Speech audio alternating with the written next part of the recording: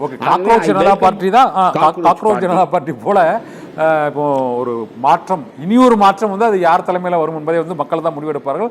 ஆனால் நீங்கள் சொல்கிற மாமியார் மருமகன் மகன் அங்கே வந்து ஜோஸ் மார்டின் புதுவையில், இங்கே ஆதவ் அர்ஜுனா, அதிமுக லீமா ரோஸ், இவங்க 3 பேர் ஒரு யூனியன் பிரதேசத்தையும் ஒரு ஸ்டேட்டையும் இது போல ஆட்சியை காப்பாற்றுவதற்கும் ஆட்சி அமைப்பதற்கும் வெறும் பணத்தை மற்றும் பயன்படுத்தி அந்த ஆட்சியை தக்க வைக்க முடியும்னு நினைக்கிறீங்களா?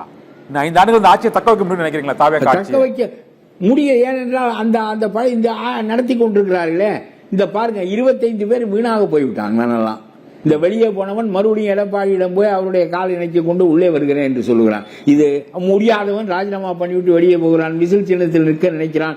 எல்லா அரசியல் ஒழுங்குகளும் குலைக்கப்படுகின்றன. நான் சொல்லுகிறேன், ஒரு பெண் நம்ம மேனகை விஸ்வாமித்திரரை மயக்கியது போல அவ்வளவு பெரிய முனிவரே கவிழ்ந்து விட்டார் என்கின்ற போது இந்த பணம் என்கின்ற மேனகை இவர்களை எல்லாம் கலைக்கிறது. ஆகவே நல்ல அரசியல், ஒழுங்குள்ள அரசியல் வீணாகிறது. ஒழுக்கப்பட்ட அரசியலை போக்குவதற்காக நாம் மாற்றத்தை விரும்பினோம். அந்த மாற்றம் நிகழ்ந்தது. பிறகு அந்த முதலமைச்சரையே போய் பொன்னாடை போர்த்து வைத்து மீண்டும் ஒரு ஒழுக்கப்பட்ட அரசியலுக்கு வித்திடுகிறார்கள்.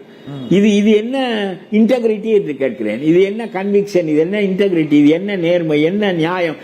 இந்த வழியில் நீ ஆட்சியை தக்க வைத்துக் கொள்வதற்கு பதிலாக மக்களிடம் போய் ஏன் அந்த அதிகாரத்தை பெற்று வரக்கூடாது? அந்த 10 பேரிலே 4 பேருக்கு மந்திரியாக ஆக்கி அவர்களை சுருக்கி விட்டாய். இப்ப சரி, அவர்களை எல்லாம் மந்திரியாக ஆக்குவதன் மூலம் இனிமேல் என்றைக்கு வேண்டுமானாலும் அவர்கள் உருவிக் கொள்வார்கள் என்பது போய்விட்டது.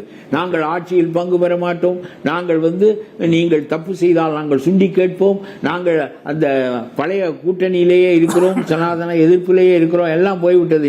இனிமே ஜனாதனம் கிடையாது, ஓரளவும் கிடையாது, முடிந்து போய்விட்டது. இந்த ஜனாதனத்தை உதிய மரத்தை உத்தரமாக்கி நீங்கள் வீடு கட்ட முடியாது.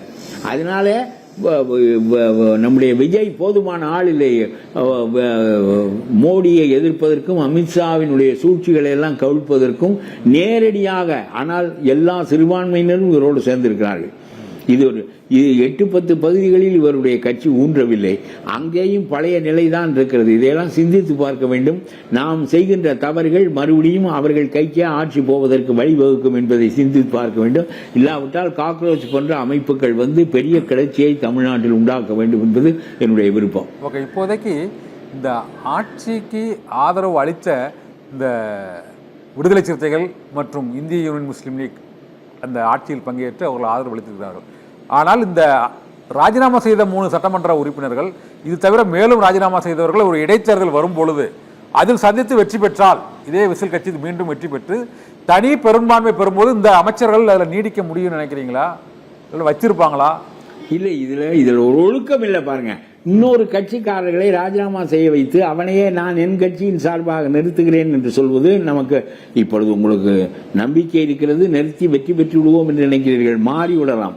இதெல்லாம் எதற்காக? ஒரு கட்சியை எதற்காக கலைக்கிறீர்கள்? நீங்கள் எப்பொழுது வேண்டுமானாலும் உங்களுக்கு அவ்வளவு நம்பிக்கை இருக்கிற போது மக்களிடம் போய் வாக்குகளை பெற்றுக் கொண்டு வந்து ஆள்வதா அந்த கட்சியை கலைப்பது, அதற்கு பணம் கொடுப்பது, மாமியாரும் மருமகனும் சேர்ந்து பணத்தை அள்ளி வீசுவது? ராஜினாமா என்றால் சும்மா செய்து விடுவார்களா? அவர்கள் ஒன்றும் கொடுக்காமல் செய்து விடுவார்களா? குதிரை பேரம் நடைபெற்றது. இந்த 3 எம்எல்ஏக்கள் ராஜினாமாவில், அமமுக எம்எல்ஏ ராஜினாமாலையும் குதிரை பேரம் நடந்தது, நம்பிக்கை வாக்கெடுப்பு நடந்ததுங்கிறாங்க. சொல்லுங்க, இந்த 5 பேருக்கு மந்திரி பதவி கொடுக்கிறேன் என்று பீதாம்பரம் போர்த்தினாரே கொடுத்தாரா? அதுபோல இந்த 3 பேருக்கும் சீட்டு கொடுப்பார் என்பதற்கு என்ன உறுதி? உங்களிடம் ஒழுக்கம் இல்லை, நேர்மை இல்லை என்று தெரிகிறது. இந்த 5 பேரையும் மந்திரியாக இருப்பதை ரோட்டில் கொண்டு வந்து நிறுத்தி விட்டீர்கள். ஒருத்தனுடைய பொண்டாட்டியை கூட்டிக் கொண்டு வந்தால் ஒழுக்கம் கெட்ட செயல். ஆனால் அவளை கொண்டு வந்து நடுத்தருவிலே விட்டு போது அதை விட ஒழுக்கம் கெட்ட செயல்.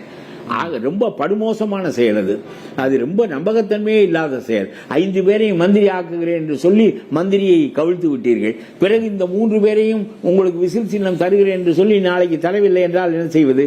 நீ என்ன பெரிய யோக்கிய தன்மையோடு நீங்கள் உங்களுடைய லாட்டரி சீட்டுக்காரர்கள் நடந்து கொண்டிருக்கார்கள், பேசாமல் பார்த்து கொண்டே இருக்கிறீர்கள். அவர்களெல்லாம் ஏதாவது செய்யட்டும், எப்படியாவது நம்முடைய ஆட்சியை காப்பாற்ற மக்களிடம் போ. இப்பொழுதே நீ நம்பிக்கையை பெரு. எதற்கு 150 பேர் 170 பேர் நம்பிக்கையை பெற்று நீ நன்றாக ஆளலாம்.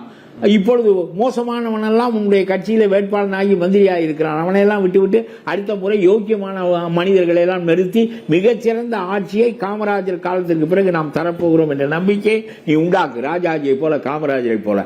அதை விட்டு எதுக்கு இந்த ஆகாத வேலை செய்வது, அதிமுக காரனை கலைப்பது, பணம் கொடுப்பது, ராஜினாமா பண்ண வைப்பது, பிறகு வேலுமணியை ரோட்ல நிறுத்தியது போல அவர்களையும் நீ நிறுத்த மாட்டாய் என்பதற்கு என்ன உறுதி? எந்த கொள்கையும் ஒழுக்கமும் இல்லாத மாமியாரும் மருமகனும் அரசியல் நேர்மை இல்லாத அவர்கள் ஆட்சிக்குள்ளே நுழைந்து தங்களுடைய பணத்தை வைத்துக் கொண்டு செய்கின்ற செயலுக்கு நீ மண்டையாட்டி கொண்டிருந்தால் உன்னுடைய ஆட்சியை நேர்மையான ஆட்சி என்று மக்கள் மதிக்க மாட்டார்கள்.